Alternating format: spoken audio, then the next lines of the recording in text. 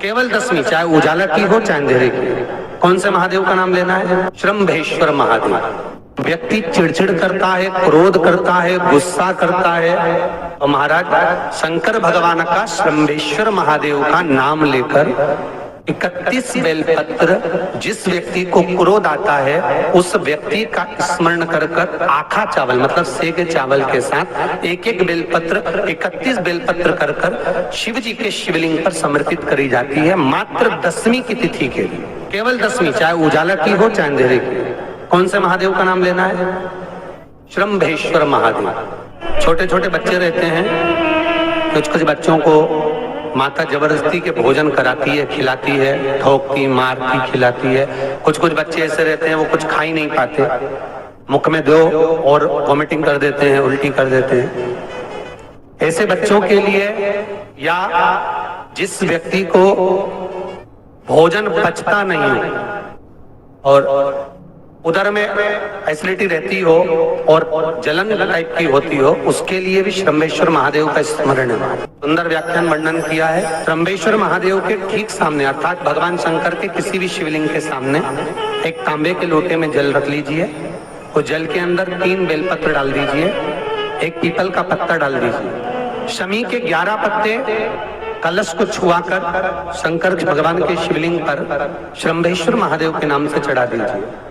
उस जल को उठाकर ले आइए, एक रात्रि तक घर के अंदर रखना है। उस जल को श्रम्भेश्वर महादेव का नाम लेकर जिस व्यक्ति को एसिडिटी होती हो या उधर खराब रहता हो या भोजन नहीं पचता हो या पेट से जुड़ी हुई प्रॉब्लम हो या बच्चों को भोजन कराते हैं और वो वोमिटिंग कर देते हो, ऐसे बच्चे को या भोजन नहीं भा रहा हो ऐसे व्यक्ति को उस जल को सवेरे दोपहर शाम 3 बार श्रम्भेश्वर महादेव का नाम लेकर आचमन कराना प्रारंभ कर दो, पिलाना चालू कर दीजिए। 3 या 4 दिन पिलाओगे, अपने आप उधर में भी आनंद रहेगा, बच्चा भोजन करना भी प्रारंभ कर देगा। श्रम्भेश्वर महात्म्य तिथि को शमी के पत्ते को चाहे 21 हो, 11 हो, 51 हो, उसको शहद में डुबोकर शंकर भगवान के शिवलिंग पर उसको श्रृंगार करो।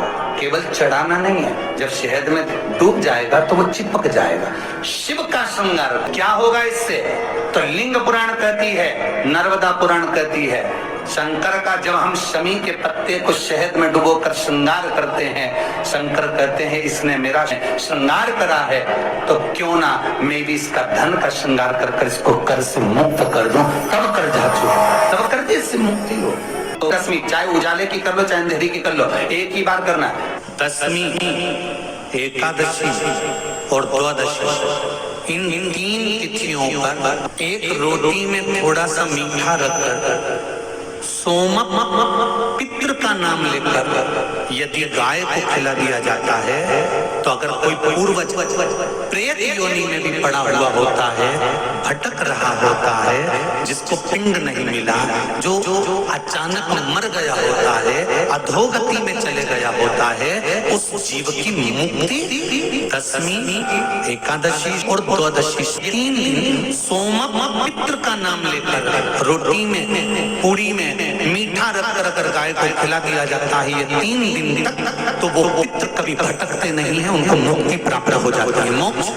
परीक्षा में बैठने वाला व्यक्ति, एक परीक्षा में बैठने वाला लड़का लड़की कोई एग्जाम में बैठ रहा है, कोई परीक्षा में बैठ रहा है और वो एग्जाम निकल नहीं रहा, गाय के दोनों सींगों के अग्रभाग, ऊपर का भाग, उसको हमारे यहाँ कैलाश पर्वत माना गया, उस पर शहद लगाकर, उसके अग्रभाग में शहद लगाकर, बेलपत्री के मध्य भाग में उस सींग का शहद लेकर मध्य भाग में लगाकर शिवलिंग पर चिपका दीजिए सामने, और ओमकार का नाद कर कर उस पत्ते को निकाल लीजिए, उसका शहद मस्तक पर चंदन में घोल कर तिलक लगाकर परीक्षा में जाकर बैठिए। आप जितना याद कर कर गए हो, आपके सम्मुख में आपके एग्जाम में वही आएगा जो आपने याद किया है और आप उसको क्लियर कर सकते। वही बात शिव महापुराण कभी भी काम आ सकती। काम के लिए जा रहे हो, शंकर का एक उपाय कर कर चले जाओ, बहुत डाल दिए। स्कंद पुराण कहती है जिस व्यक्ति पर कर्जा बहुत ज्यादा मात्रा में हो जाता है और कर्जा चूकता नहीं है, आप बहुत प्रयास कर लिए, करोड़ों रुपए का कर्जा हो गया, यहाँ से लिया वहां दिया, वहां से उठाया वहां दिया, वहां से उठाया वहां दिया।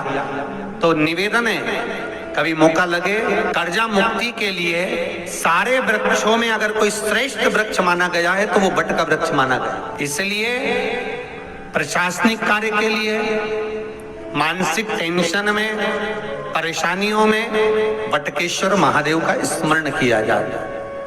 और यदि निवेदन करूंगा बहुत ज्यादा, यदि आपको कर्जा हो गया है, बहुत ज्यादा कर्जा हो गया और वो कर्जा चूक ही नहीं रहा, तो थोड़े दिन बड़ के पेड़ के नीचे आप वटकेश्वर महादेव के लिए 1 लोटा पानी, उसमें थोड़ा सा पिसा हुआ चावल पीस के गला लेना चावल को और पीस लेना, पीस के उस पानी में मिला लेना और मिलाकर उसमें थोड़ी सी हल्दी पिसी हुई डालकर वटकेश्वर महादेव के नाम से बड़ के पेड़ के नीचे अपनी कामना कर जो कर्जा हुआ है उस कर्जे का भान देते हुए, स्मरण देते हुए छोड़ दीजिए। वहीं से बड़ के पेड़ की थोड़ी सी जड़ उठा लाना और उस जड़ को एक कोई धागे में बांधकर या तो अपनी गले में डाल लो या अपनी जेब में पटक लो, उसको थोड़े दिन पटक कर रखना, लगभग 2 से 3 महीना पटक कर रखो।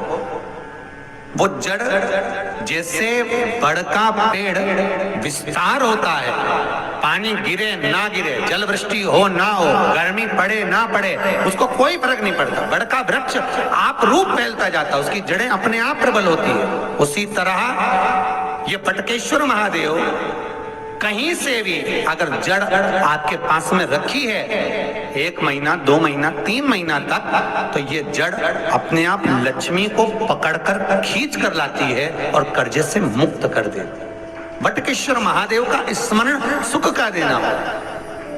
व्रत नहीं कर सकते, आप उपास नहीं कर सकते, तो कम से कम एक बेलपत्री के वृक्ष के नीचे जो मिट्टी पड़ी हो उस मिट्टी पर भी या बेलपत्री की जो जड़ हो उस जड़ पर भी अपने दिल का भाव स्मरण कर कर समर्पित कर सकते। क्यों? स्कंद पुराण में कहा गया है कि बेलपत्री के वृक्ष के नीचे 33 कोटि देवी देवता भगवान शंकर की आराधना करने आते हैं।